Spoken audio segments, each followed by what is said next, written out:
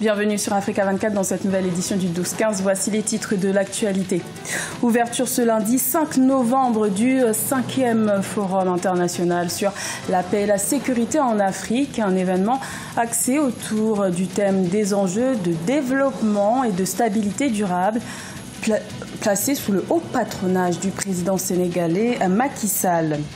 L'opposition fait bloc contre le pouvoir en place au Bénin. La coalition pour la défense de la démocratie, qui réunit toutes les forces politiques de l'opposition, a organisé une sortie publique le 3 novembre pour exprimer son mécontentement face aux actions du gouvernement. Et la 4e édition du festival Feu de bois se clôture ce lundi 5 novembre à Niou, au Burkina Faso. L'occasion de découvrir ce concept conçu autour des valeurs autochtones et d'un géant feu de bois. Le 5e Forum international sur la paix et la sécurité en Afrique s'est ouvert ce lundi 5 novembre à Dakar, au Sénégal. Des chefs d'État et de gouvernements africains ainsi que des partenaires internationaux sont réunis pendant 2 jours autour du thème paix et sécurité en Afrique. Enjeux de développement et de stabilité durable. L'hôte de cet événement, le président sénégalais Macky Sall, a pris la parole dès l'entame de ce rendez-vous. Écoutons-le. Nos défis restent importants, qu'il s'agisse du terrorisme ou d'autres formes de criminalité transfrontalière, notamment le trafic d'armes et d'êtres humains par les réseaux de la migration clandestine. Ces facteurs, mesdames et messieurs, ajoutés au péril du changement climatique, de la sécheresse, de la désertification, rendent encore plus vulnérables les stratégies de développement économique et social. Face aux défis sécuritaires, notre premier devoir est de faire en sorte que nos États restent forts et résilients. J'insiste là-dessus, il faut que nos États restent forts et résilients, à la fois dans leur capacité de dissuasion, de prévention et surtout de réaction. Nos États doivent rester forts et résilients parce que quand l'État est affaibli, il perd sa fonction protectrice. La confiance de ses populations et celle de ses partenaires. Également dans l'actualité, en Guinée-Bissau, la date de clôture du recensement électoral a été à nouveau reportée. Initialement prévue le 20 octobre, elle vient d'être ajournée au 20 novembre, ce qui fait craindre au Parti africain pour l'indépendance de la Guinée et du Cap-Vert, PAIGC, un report des élections législatives initialement prévues le 18 novembre. Le PAIGC, parti majoritaire au Parlement, accuse d'ailleurs le président José Mario Vaz de faire toutes ces manœuvres en vue de bloquer le processus électoral et de renforcer son pouvoir.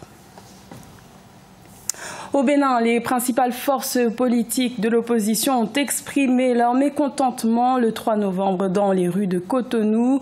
La coalition pour la défense de la démocratie a organisé une sortie publique. Objectif, contester les actions du gouvernement à quelques mois des élections législatives de 2019. Reportage de notre correspondant, Lefty Onou. L'opposition béninoise retrousse ses manches. La coalition pour la défense de la démocratie était au devant de la scène samedi 3 novembre 2018 à Cotonou. L'objectif de ce rassemblement des principales forces de l'opposition est de rassurer les militants et de se consolider pour les prochaines batailles électorales.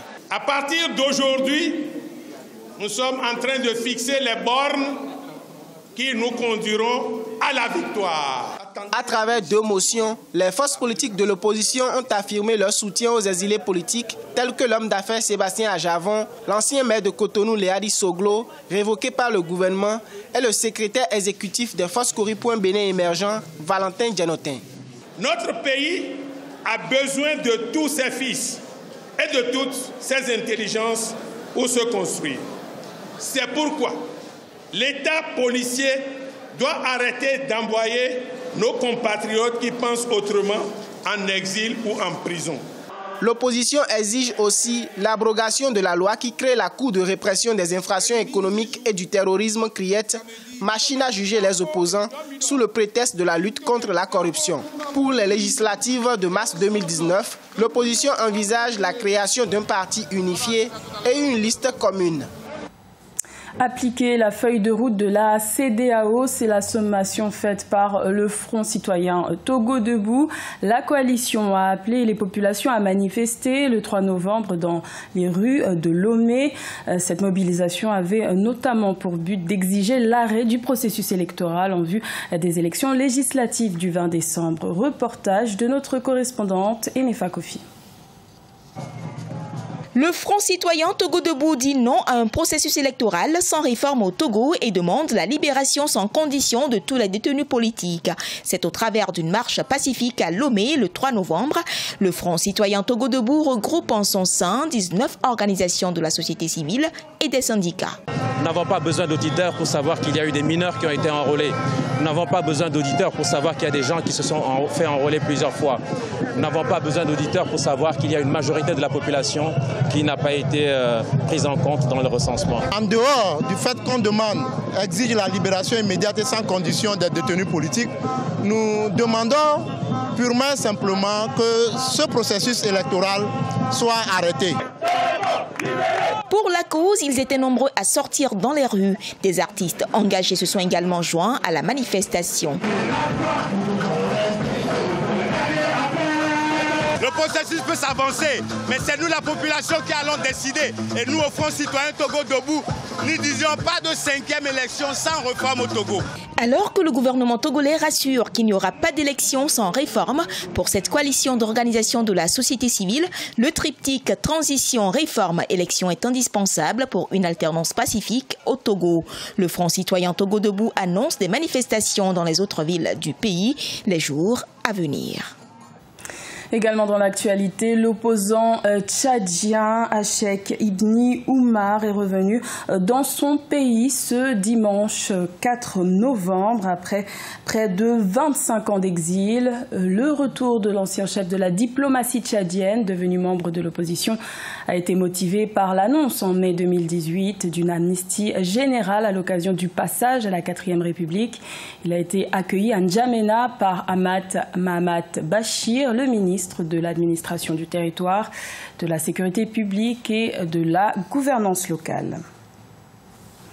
La 4e édition du festival Feu de Bois se clôture ce lundi 5 novembre à Niou, au Burkina Faso. Ce concept met en scène des spectacles et des musiques locales dans un décor qui rappelle les soirées de fêtes ancestrales autour d'un feu de bois. Reportage de notre correspondant Jean-Paul Ouedraogo. Organisé à Niou, dans la province du Kourouéogo, commune située à 60 km de Ouagadougou, le festival Feu de Bois repose sur une programmation musicale typiquement autochtone. Une opportunité pour les populations de la localité et les nombreux festivaliers de cohabiter avec le profane et le sacré, mais aussi d'apprendre et de s'enrichir d'autres cultures, à l'instar des troupes venues de Bobo-Dioulasso et du Togo voisin. Alors, feu de bois, parce que c'est comme on dit autrefois, autour du feu, on se racontait des histoires. Autour du feu, on transmettait les messages. Autour du feu, c'était l'heure du dire, c'était l'heure du donner et du recevoir. Le canal par lequel on transmettait les savoirs et les savoir-faire traditionnels, les savoir-faire ancestraux. Le festival, qui est à sa 4e édition, se tient du 2 au 5 novembre 2018. Pour avoir bénéficié de la caution morale des autorités, plusieurs personnalités politiques et culturelles ont pris part au lancement des festivités. Tout le monde sait que ce n'est pas facile de tenir un festival, surtout dans une commune rurale, si on peut dire.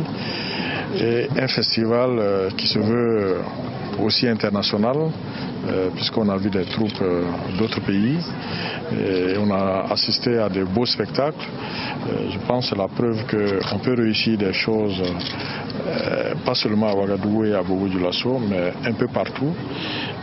Et je pense que c'est ça aussi qui fait la particularité du Burkina. Il y a un foisonnement culturel dans ce pays.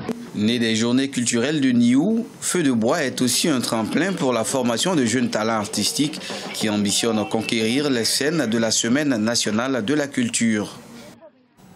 Ce journal a été réalisé par l'ensemble de la rédaction. Merci de votre fidélité. L'information continue sur Africa 24.